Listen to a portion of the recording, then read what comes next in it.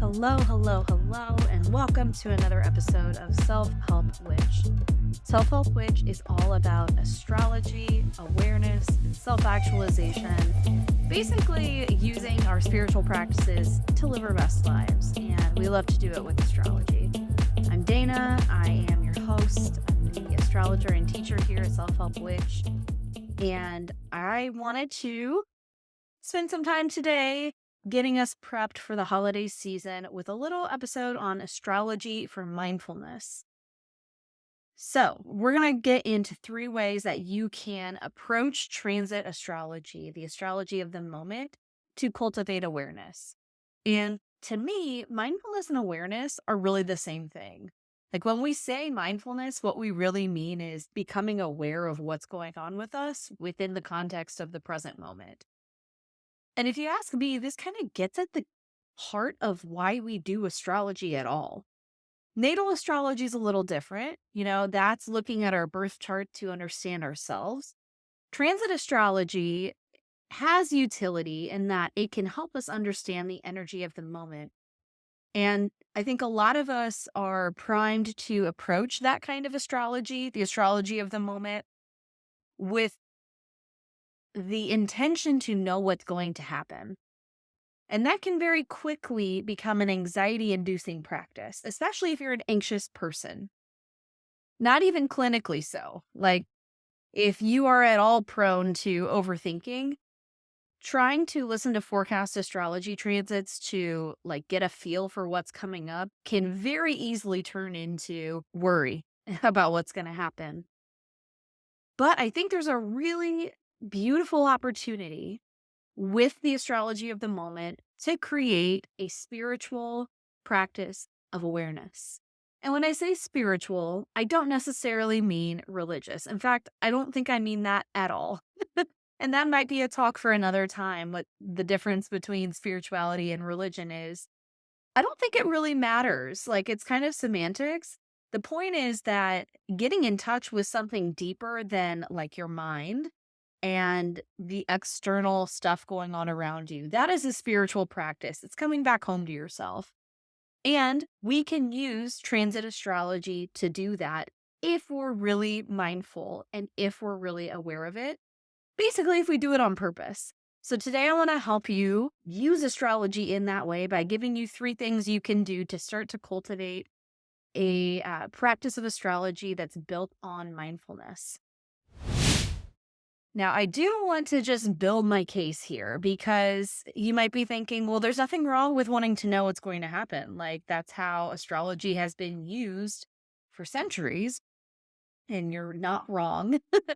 I don't think there's anything wrong with wanting to get a feel for what's coming. That is what we do with transit astrology.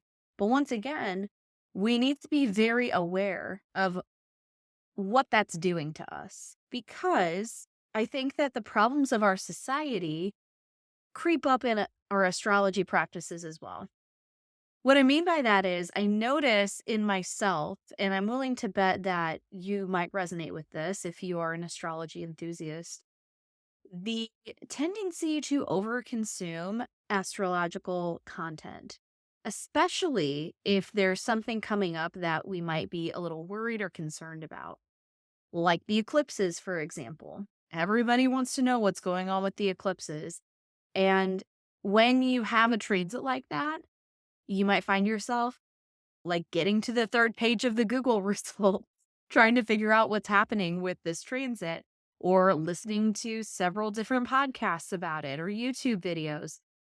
And there comes a point where that is not helpful anymore, where all that's doing is feeding the anxiety about it. So we do this in our culture, and we have to combat it consciously because it's kind of ingrained in us to do this. More.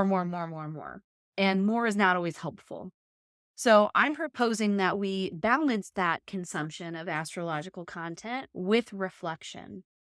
Not just because it's unhelpful to get so much information, but also because in order for your astrology practice to be meaningful to you, you need to incorporate your own perspective. Your own lived experience is, I'm going to argue, actually more important than what people are telling you the forecast will bring.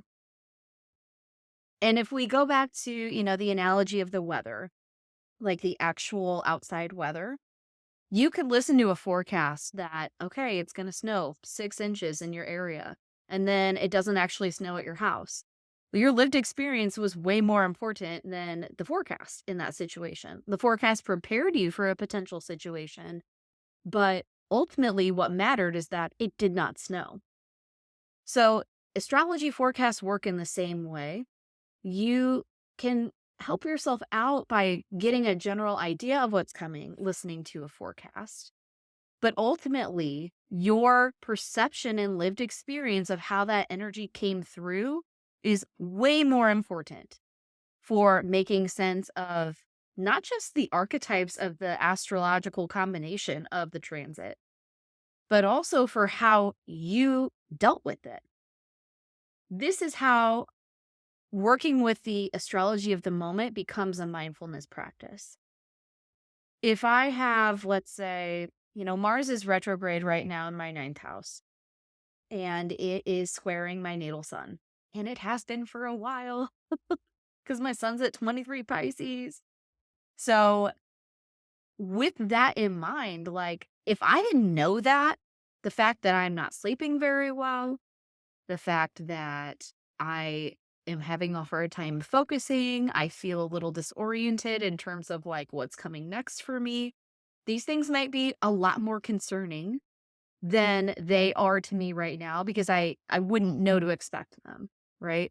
So it is useful to be aware of what's coming.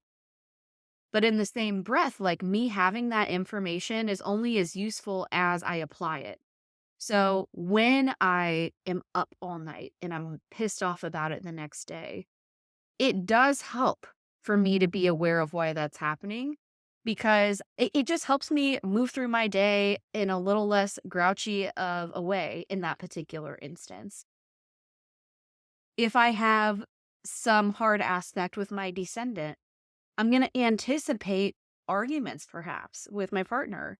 And knowing that that's coming, I'm going to move through that situation more mindfully, more aware of myself, my words, and how I interact with him. So when we can keep that in mind as it's happening, we're able to make sense of how the astrology of the moment showed up.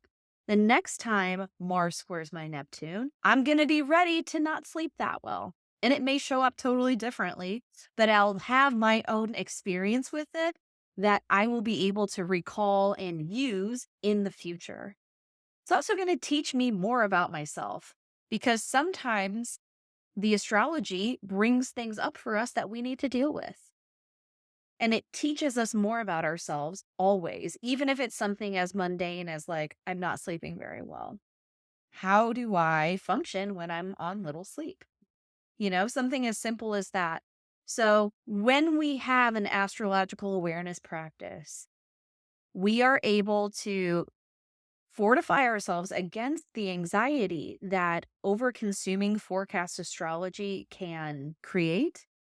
And we're also able to validate our own experiences, learn more about ourselves, and grow. Isn't that the whole fucking point? I think it is. So, here are 3 ways to cultivate astrological awareness.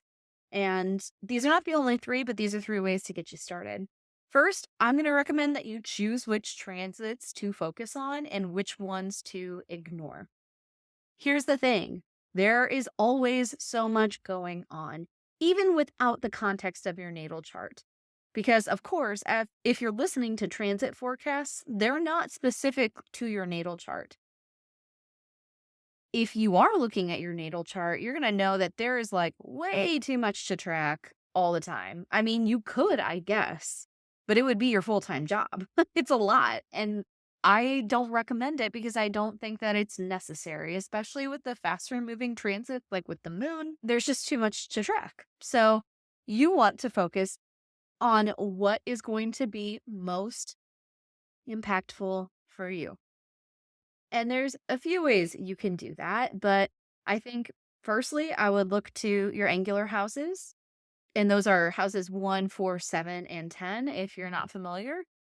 And I would look at what's going on with your chart ruler, your ascendant ruler. That's the planet that rules your first house. Now, there are lots of other ways to determine which transits are most important for you. And you might just use astrology forecasts for that. If someone is saying, hey, Mars is squaring Neptune, take a look at that with your natal chart. And you might see that, oh, Neptune's on my natal sun. That means Mars is also squaring my natal sun. This is something I should pay attention to. Or you might see that that's not activating anything in your natal chart. And so you can kind of be aware of it, but you don't have to hold it so much at the forefront of your attention. So that's step one. Which transits are worth my attention and which can I kind of just observe and be a passive observer of? The next step, and this is really key, is ritualizing your astrological content consumption. Now, this is going to combat the mindless overconsumption that we are primed to do in our society, that capitalism kind of instills in us from a very young age. This is super helpful, especially when there's a transit you're worried about. So, if you know, like again, with the eclipses, if the eclipses are stressing you out and there's a forecast you want to listen to about it, make it a ritual. Meaning, I would not recommend like multitasking while listening to that forecast. So, sometimes I listen to a podcast in my car. That's not something I would do if I was trying to ritualize my consumption of astrological content. I would want to create the space for conscious present awareness. I would probably have something to write with. I would make myself really cozy and feel really safe. And I would document the key insights that I'm getting from this transit forecast. Another really key part to this is building in reflection and processing time. So it's not just I listened to it and now I'm moving on to something else, because that's not going to help you. That's not going to give you the kind of grounding that you're really looking for by listening to the forecast in the first place. So once you finish listening or watching whatever you're consuming, look back at what your key takeaways are and create a prediction for yourself. And then set yourself a reminder to go back and look at it after the transit has happened.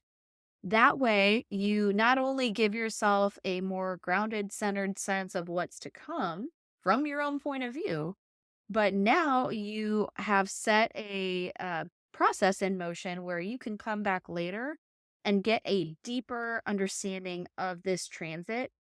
And let me tell you, it is so soothing to my anxious mind because I go to the worst case scenario sometimes. That's just how my mind works. I have generalized anxiety, and that is what we do. Not always, but sometimes. And it is really, really healing for me to go back after the worst case scenario prediction I made and see that that's not what happened. So 10 out of 10 recommend that you do that. Not only creating a space for taking in the content, but setting some time aside to process what you've heard and then come back and reflect on it later. Now, this takes us to the third point, which is really like the end all be all of this idea of astrological awareness, which is creating a sustainable practice for awareness and reflection. So, we just talked about how to cultivate awareness and reflection by creating that sacred container for listening to the forecast, by setting some time aside to reflect on it later. But I want to focus on the sustainable aspect of this practice here. This does not have to be like a whole production. It can be very simple. And in fact, I would argue the more simple at first, the better. I've noticed for myself, and I think that based on, conversations I've had with others, this is true for a lot of us. We tend to think of a spiritual practice like this as needing to be really elaborate and needing to be really involved. needing to take a lot of time, even perhaps, and it doesn't. And if we approach it in that way, we're less likely to do it. We're less likely to actually come to it and do it in the first place. So, what can you stick with? That's really the key. It can be 5 minutes, right? The astrological intake of your, listening to the forecast, that might take 20, 30 minutes, depending on the video or podcast you're listening to. Or maybe it's an article you're reading, right? It might take like 5 minutes to read through that. Take another 2 or 3 minutes, 5 minutes maybe, to reflect on the key insights and see how that transit's going to show up in your chart. Write your prediction. Do maybe some breath work, pull a card if you want to, and all of that's optional, but do something to kind of like cement that practice and then move on. You can come back later and do your reflection after it's over, and that doesn't need to be that involved either. I personally like to light a candle for that, set like a 2-minute timer just to ground myself and get present in the moment. But then beyond that, it's really just a matter of what did I think was going to happen? What did happen? And how does that land for me? Like, how does that make me feel? What did that teach me about this transit? That's really all you have to do to make this a thing for yourself. So the key is not to get so caught up in like doing it right, or, oh, I'm not making this involved enough. That's not a thing. Just make it sustainable. That's what's most important. So to recap, the 3 ways that you can begin to cultivate this astrological awareness practice are to first just choose which transits are most important to focus on and which ones you want to ignore.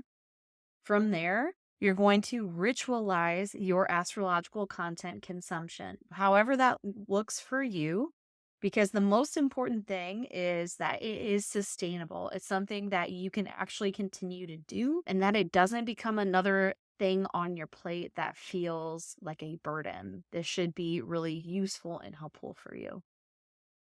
So I hope that that was helpful in creating your astrological awareness practice. I do want to share with you that I have a Black Friday sale coming up. I'm very excited about this. I have 3 amazing offers for you this Black Friday. One is a Cosmic Witch Astrological Almanac for 2023. It is a badass digital file with every transit in 2023 organized into beautiful lists with a space for reflection as well. So it's literally your one-stop shop for astrological awareness, as we were just talking about. I've also got a top 3 transits pre-recorded forecast reading for you. So if you're wanting to just get in and get out with the quick and dirty of what are the top 3 things I need to be aware of in 2023, that reading is going to be for you. You not only get the reading in my notes, but you also get 2 weeks of Voxer access and a 1-hour bonus group Q&A call for everyone who purchases the reading. And then finally, I've got a new course called Transit Translator. This is a very thorough course that will teach you how to do exactly what forecast astrologers do. So identifying key transits, interpreting key transits, and then integrating them through the process of either enhancing the energy, observing the energy, or mitigating the energy. So all of these offers are meant to cultivate astrological awareness, and they're all going to be on sale Black Friday through Cyber Monday. I do have a catalog that you can look at selfhelpwitch.com/Black Friday. That will give you all the details and all the pricing on the offers. The offers will be available after Black Friday, but they're all 30% off Black Friday through Cyber Monday. So take a look at the catalog if you want to get more details and get more information on pricing and how much you can save. In the meantime, don't forget to follow on the YouTube channel and subscribe to the podcast. We're at youtube.com/@selfhelpwitch. And then I'm also on Instagram and TikTok @selfhelpwitch. Let me know what you thought of the episode. I love you. Keep going. See y'all later.